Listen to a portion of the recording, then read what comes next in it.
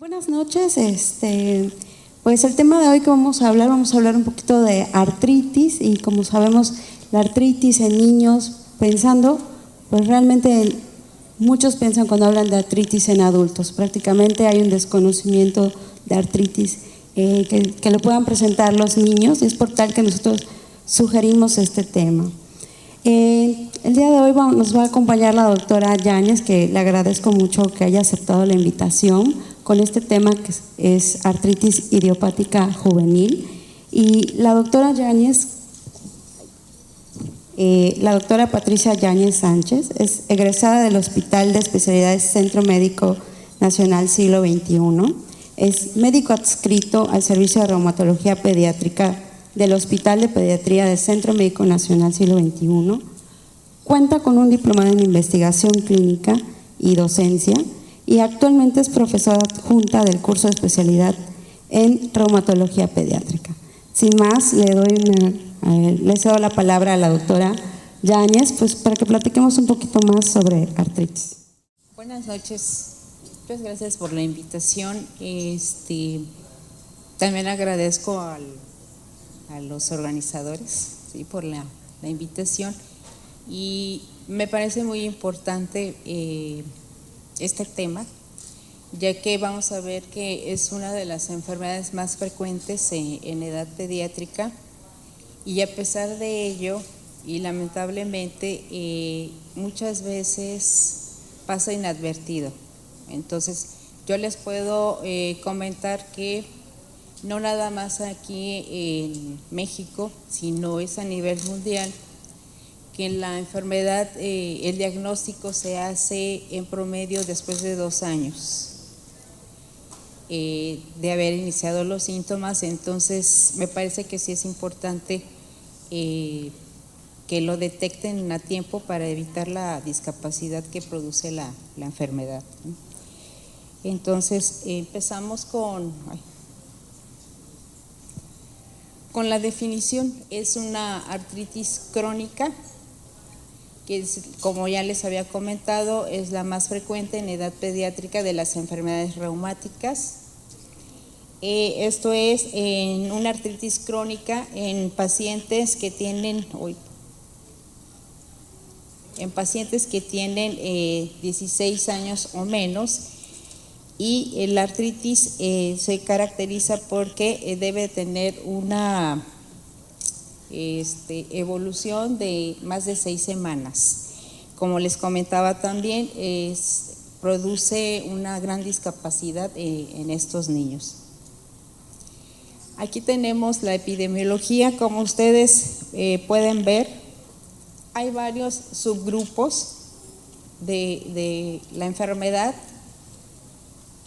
Y yo me voy a referir a IJ, y es la artritis idiopática juvenil. Entonces, vemos que son 7 subgrupos, y de los cuales este es un dato hecho por europeos. Entonces, lo que podemos ver es que de acuerdo a la variedad o subgrupo, tenemos que la oligoartritis es la más común en países europeos, con la frecuencia de 27-56% y con un pico de edad entre los 2-4 años, y es más frecuente en el sexo femenino.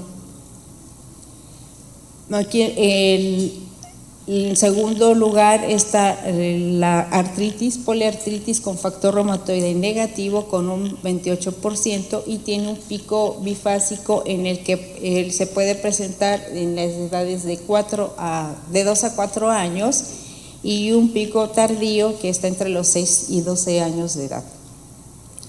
Les comento que estas 7 categorías o subgrupos fueron hechos sobre todo para llevar a cabo investigaciones, así como también en un intento de tener tratamiento homogéneo. Aquí tenemos en esta diapositiva en donde les presento algo muy importante, y es de acuerdo a las hernias, en donde vemos que todas las formas de AIJ en los europeos tiene 1.26% y en los latinoamericanos 0.72%.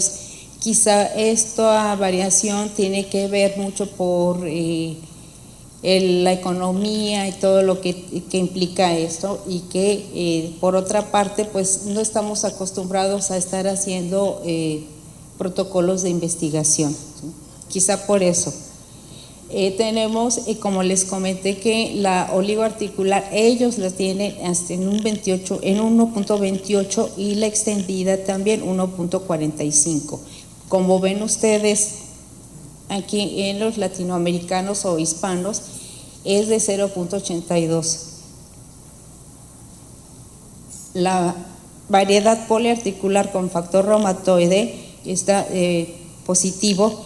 Ellos es baja la incidencia en 0.8%, y mientras que en los latinoamericanos tiene un 3%, y la AIJ sistémica tiene una frecuencia mucho mayor no es tan mayor, ¿no? Pero sí podemos ver que es más prevalente que en los europeos. Aquí tenemos un trabajo que se hizo en el hospital, que por cierto fue un trabajo de tesis de la doctora Basulto, en lo que nos dimos a la tarea de tener nuestras propias casuísticas.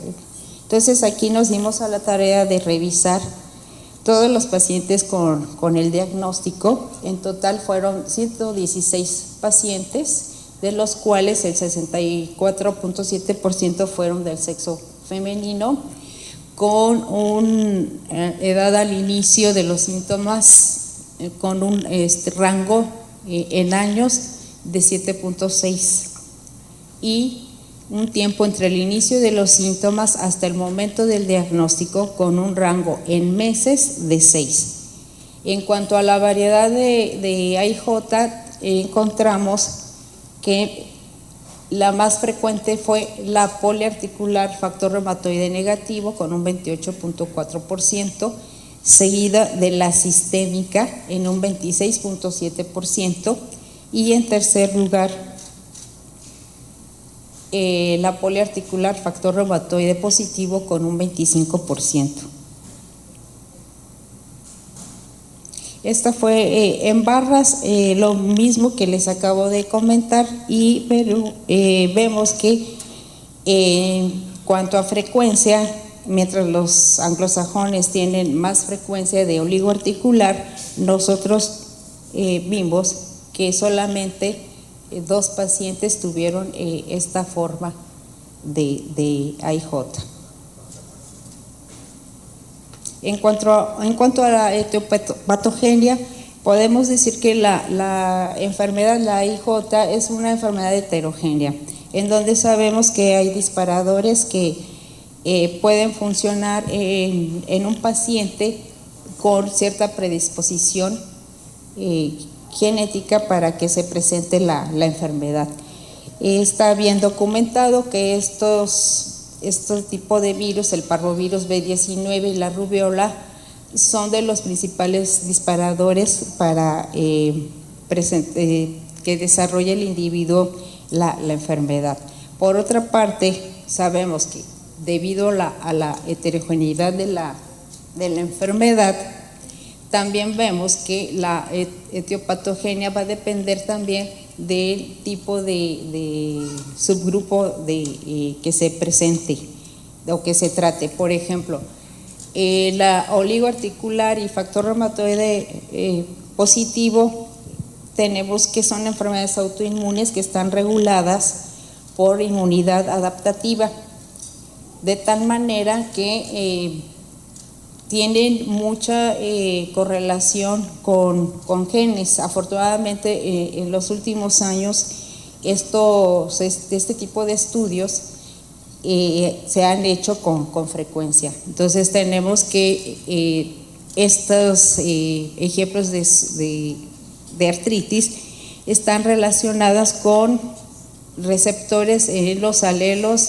HLA y los no HLA. Entonces, unos relacionados con la clase 1, clase 2, así como también con otras citocinas, con esta serie de proteínas. Entonces, como ustedes pueden ver, es un ejemplo de lo mucho que se ha venido estudiando.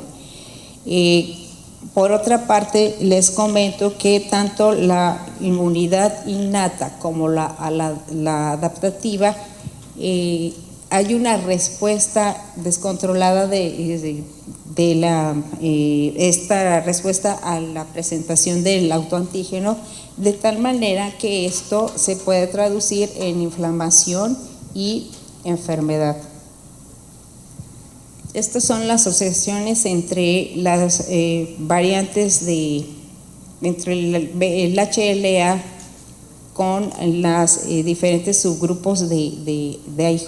Como podemos ver, y ustedes sabrán que, por ejemplo, es más o menos, es común en que si estamos pensando en que el paciente tiene una AIJ y que se trata de una entesitis relacionada a artritis, el alelo que podemos solicitar es el B27 y tiene una fuerte concordancia con esto. Como podemos ver, en las otras variantes de AIJ están relacionadas con este alelo DRB101, perdón, ¿sí? En la mayoría de las variantes de la artritis, y también en este DRB111, que también está relacionada con las formas articular, polifactor reumatoide negativo, así como en la sistémica. Estos son algunos ejemplos. En cuanto a la genética, como les había comentado, hay estudios muy interesantes en donde vemos que en gemelos monocigotos hasta llegan a tener una concordancia de 23 al 50%. Esto quiere decir que como tienen ambos fenotipos, entonces si uno de los gemelos tiene la enfermedad, el otro puede presentarla o desarrollarse en este porcentaje. Asimismo, vemos que los hermanos de niños con AIJ tienen un riesgo de tenerla de 11.6. En primos de primer grado tienen un riesgo de 5.8 de padecerla, con un OR de antecedentes de enfermedades autoinmunes, no necesariamente de inmunorreumatológicos, es de 5.6. Esto quiere decir que si el paciente, si la familia tiene antecedentes de enfermedades autoinmunes, las que sean neurológicas, de cualquier tipo, van a presentar algún familiar de ellos, si tienen el riesgo de padecer o presentar 5 veces más de que tengan la AIJ. Esto se llevó a cabo esto se vio en 116 pacientes con AIJ, de los cuales 81 tenían antecedentes de pacientes con enfermedades autoinmunes, y este fue el control de 15 pacientes, más bien de 45 solamente encontraron que 15 familiares tenían enfermedad autoinmune, y dentro de estos la más común fue la tiroiditis autoinmune. Entonces, este es un ejemplo muy importante en donde podemos ver que estas formas, tanto la oligoarticular extendida, oligoarticular persistente y poliarticular factor reumatoide negativo, comparten algunas características, de ahí que estas son las más heterogéneas de todos los subgrupos. Vamos a encontrar en estas formas, que es más común en niñas, padecen de uveitis granulomatosa anterior, y tienen anticuerpos antinucleares positivos y entre edades de 2 a 5 años. Estos subgrupos están relacionados con estos alelos, que si los hiciéramos probablemente a todos, que eso sería lo ideal. Sin embargo, pues, es un estudio muy caro. Aquí tenemos un ejemplo de lo que es la tolerancia entre la inflamación, en donde tenemos a un individuo genéticamente susceptible que solamente requiere de un disparador del medio ambiente, empieza a producir células que van hacia el tejido dañado y se producen células, proteínas, por ejemplo las de choque térmico, y esto hace que haya una serie de producción de células tanto inflamatorias como proteínas. Entonces esto hace que haya una subregulación, o bien que promuevan la inflamación y se presente la enfermedad. Aquí tenemos el esquema de una articulación. Una articulación, esta es la normal y esta es la anormal, en donde podemos observar que hay una infiltración dentro de la articulación de macrófagos, de células plasmáticas, de linfocitos T. Asimismo también una formación de vasos sanguíneos, y esto ayuda a que se engrose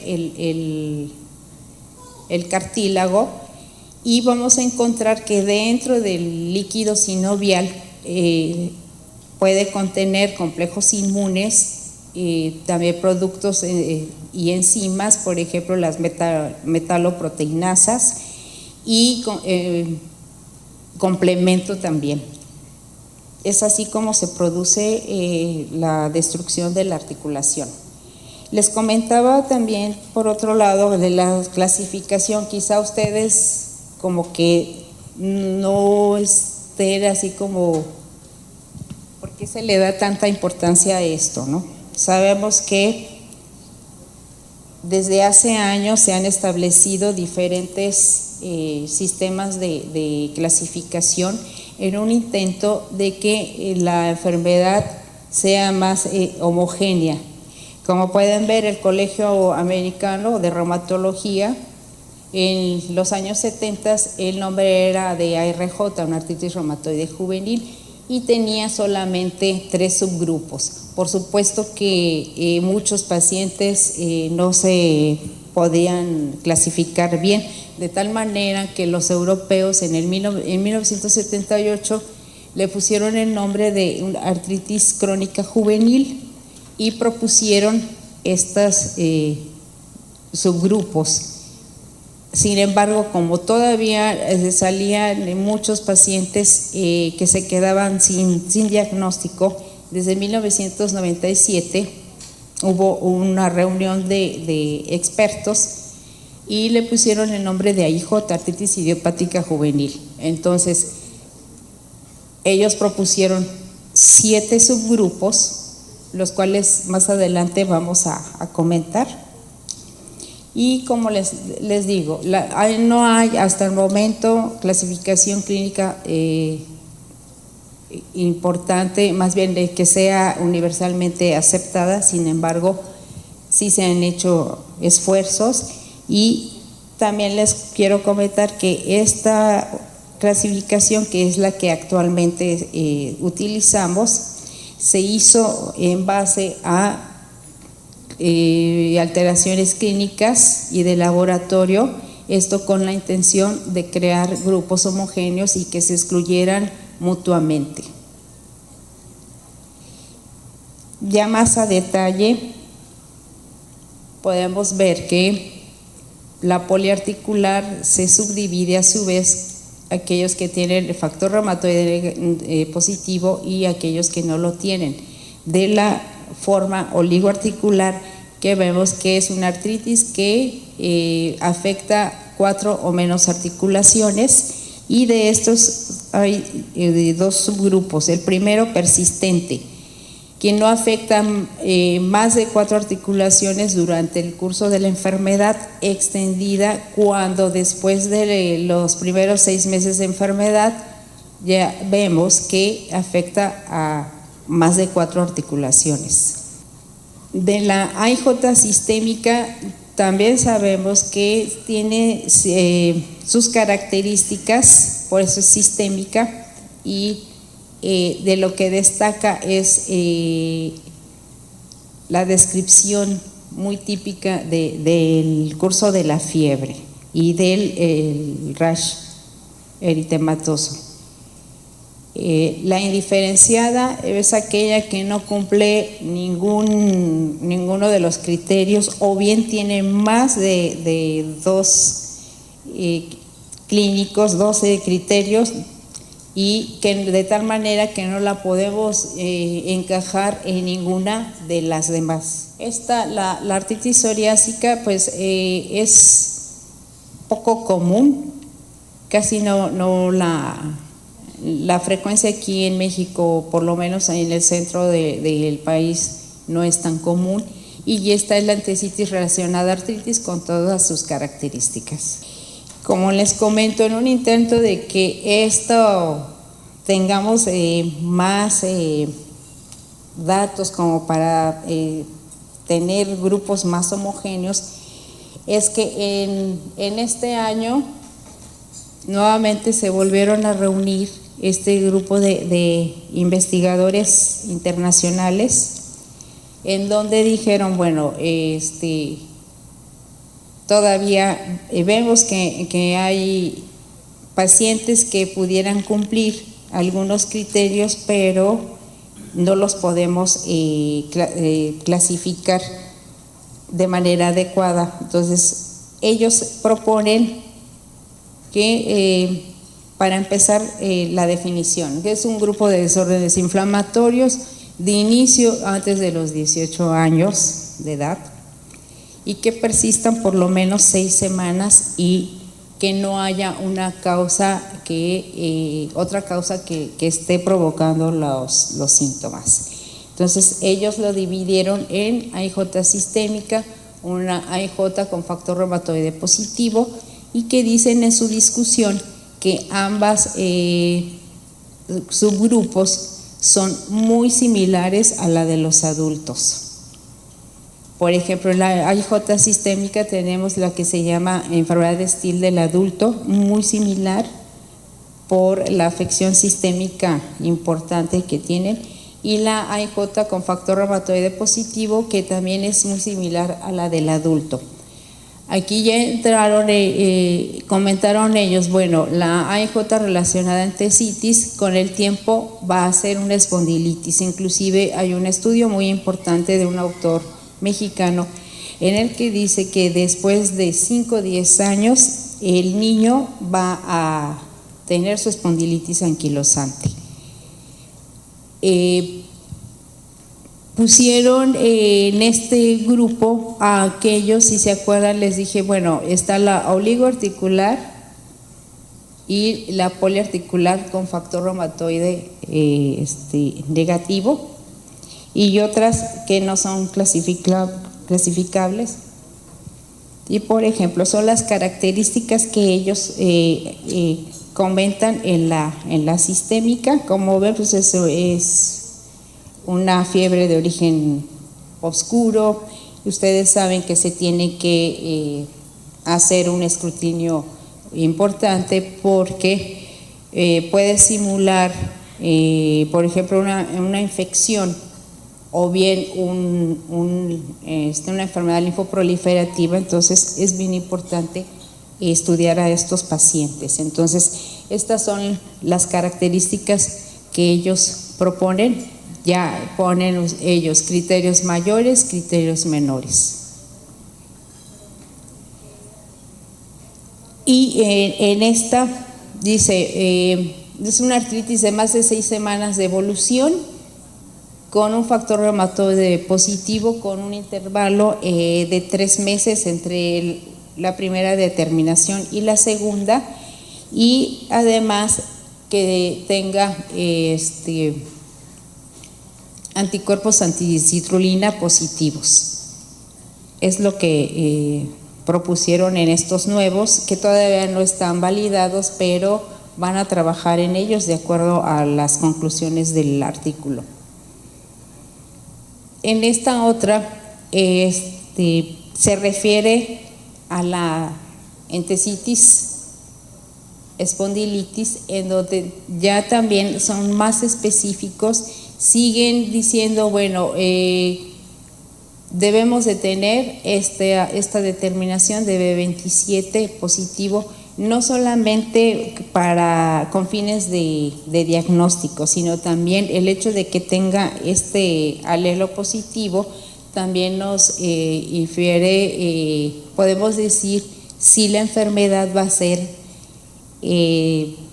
muy agresiva. Entonces, también pueden presentar la uveitis. Es importante porque generalmente detectarla, porque generalmente es asintomática, y historia de enfermedad de esqueleto axial en un familiar de primer grado. Y esta otra que se refiere a esto es una artritis de más de 6 semanas, pero ya unos anticuerpos antinucleares positivos, y vean por el método de inmunofluorescencia, pero con una titulación de 1 a 160. Igual con una determinación con 3 meses de diferencia. Esto es lo que se propone. Por otro lado, es importante que se hagan diagnósticos diferenciales cuando tenemos un paciente con afección monoarticular con esta serie de enfermedades, una poliarticular.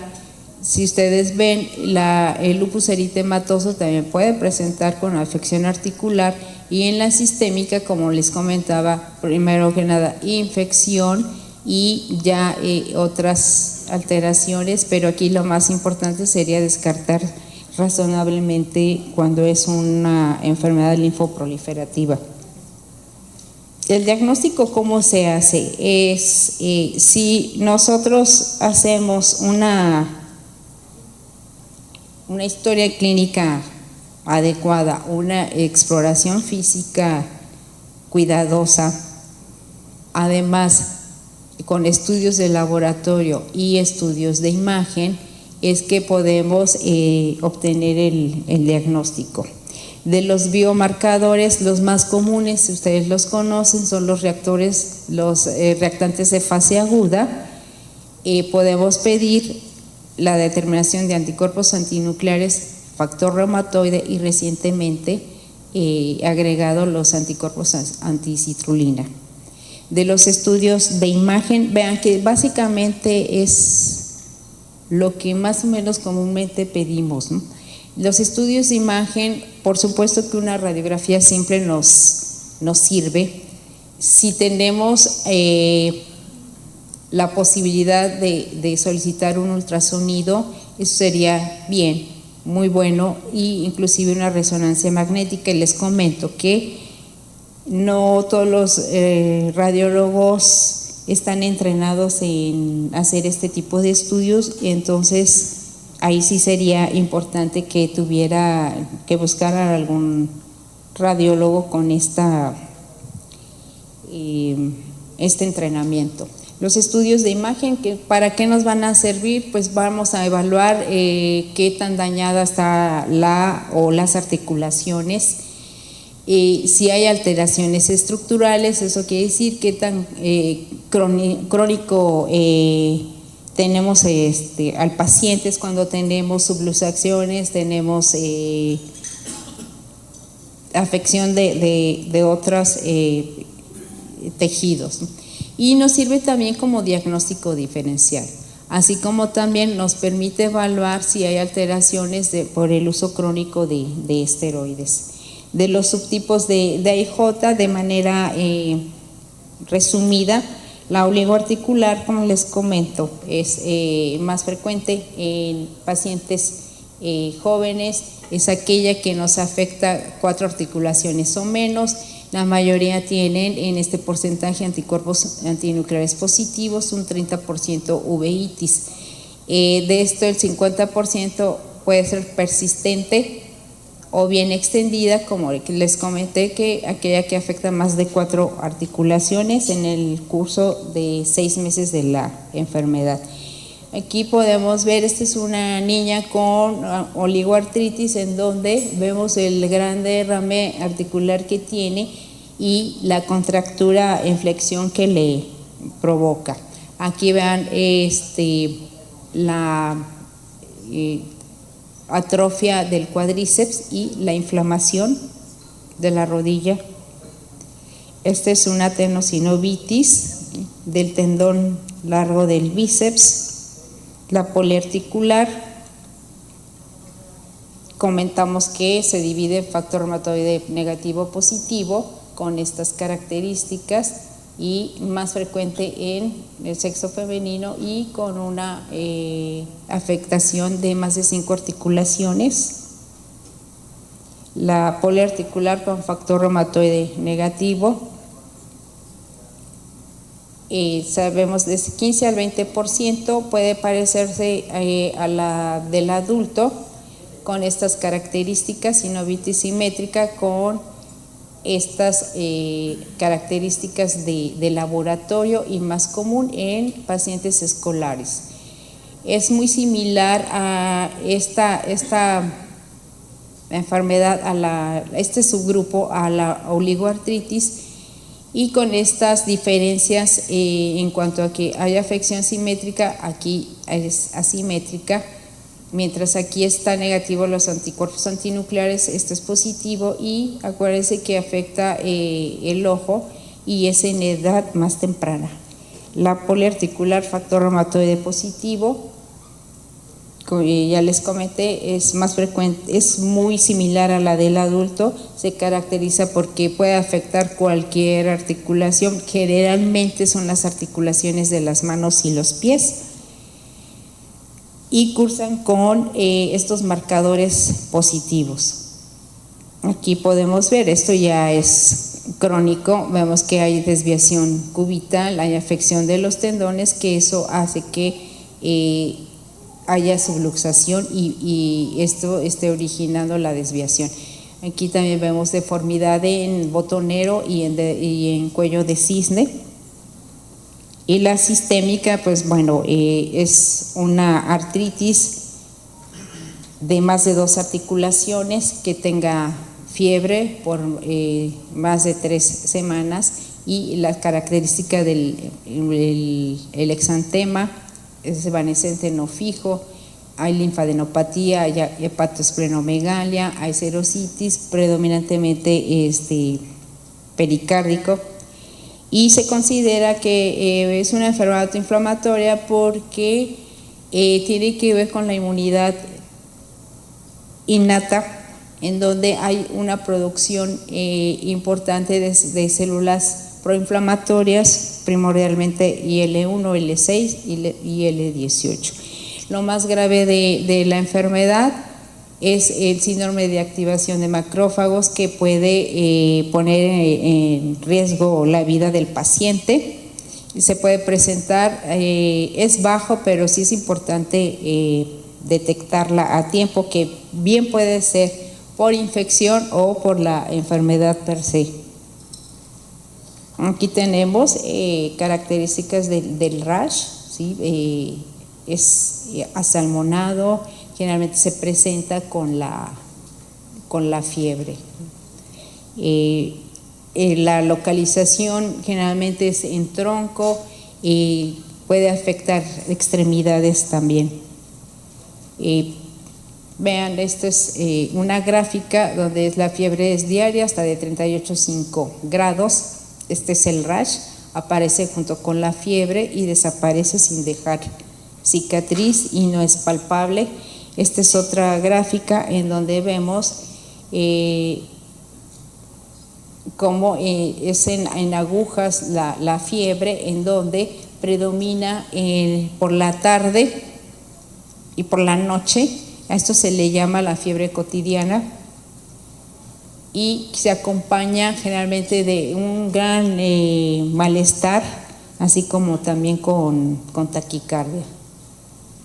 Esto se refiere a los diferentes cursos de la enfermedad. Estamos hablando de la sistémica, en donde la mayoría de los pacientes, un 40%, tienen un curso monofásico, que quiere decir que es cuando se hace el diagnóstico y se le da tratamiento y ya no vuelve a tener síntomas. El otro de curso polifásico se dice que es aquel que cursa con periodos de exacerbación de la enfermedad, con periodos de remisión y generalmente cuando el paciente está sin tratamiento. Este también es importante, en donde más de la mitad de estos pacientes pueden tener un curso persistente y por lo tanto pues tienen un riesgo más elevado de complicaciones, tanto por el tratamiento como por la enfermedad.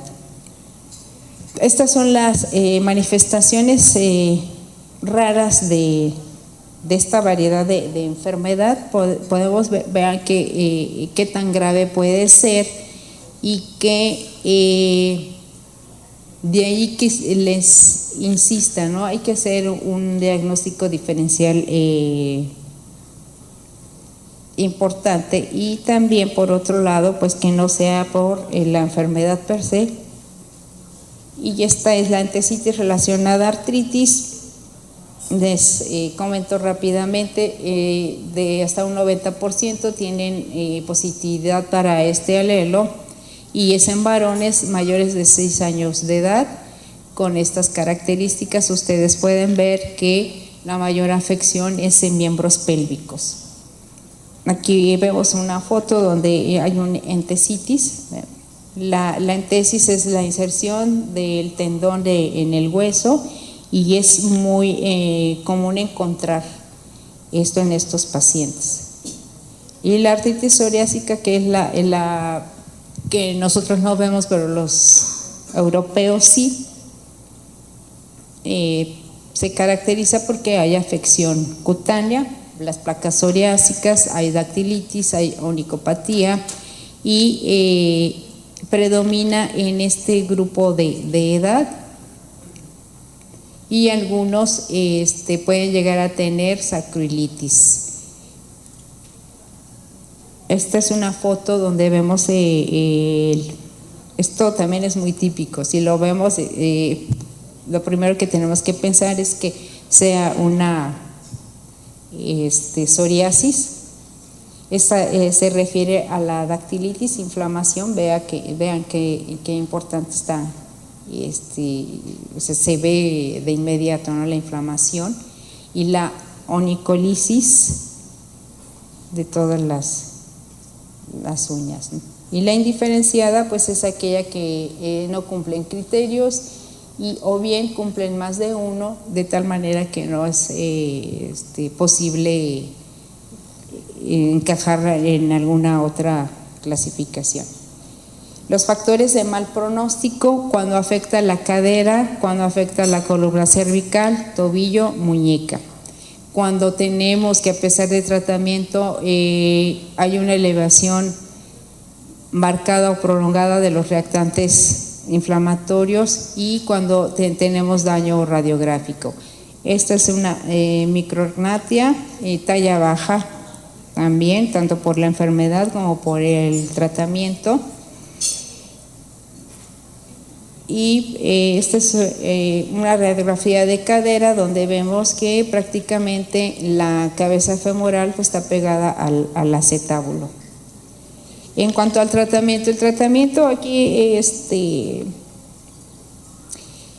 es importante remarcarles, ¿no? Ya vean, en 1950 teníamos una pirámide en donde decían, vamos a empezar con analgésicos, con la aspirina, que se usaba mucho, no nos funciona, entonces ya así nos pasamos a las otras farmes y llegaban ya después de mucho tiempo a la aspirina, esteroides y fármacos modificadores de la enfermedad. Con el tiempo ya esta pirámide tiende a invertirse, afortunadamente, en donde ya vemos que empezamos con antiinflamatorios, usamos esteroides y de inmediato también algún fármaco sintético, también se llama modificador de la enfermedad. Y con la era de los biológicos, que la verdad es algo que a muchos pacientes les ha cambiado la vida, en donde vean aquí, dice, esta es la pirámide en pacientes con AIJ. Generalmente empezamos con los fármacos modificadores de la enfermedad, como puede ser sulfasalacina, oro, que nosotros no lo usamos, creo que ni hay en el país, hidroxicloroquina. Podemos brincarnos también a modificadores de la enfermedad. Generalmente nosotros en pediatría utilizamos el metotrexato o también la leflunomida, y ya los inmunosupresores, que pueden ser desde corticosteroides intravenosos o bien orales, azatioprina, ciclofosfamida, que es de lo que menos que usamos, pero sí en aquellos casos refractarios sí es importante su utilidad. Y ya en la terapia experimental, como trasplante de médula, pero en aquellos pacientes que ya se le ha dado de todo, ¿sí? Y los biológicos. Entonces aquí vemos cómo afortunadamente vamos subiendo la escalera de tal manera que nos quedamos con los biológicos. Por otra parte, y brevemente les comento que hay un programa que se llama Treat to Target, en donde el fin es mantener la enfermedad en remisión o bien mantener una actividad baja, y esto sometido a estudios de clinimetría como son la escala visual análoga al dolor. También participa el padre del menor, y estar bajo tratamiento de manera estricta para lograr esto que todos quisiéramos, que pacientes estuvieran en remisión. Muchas gracias.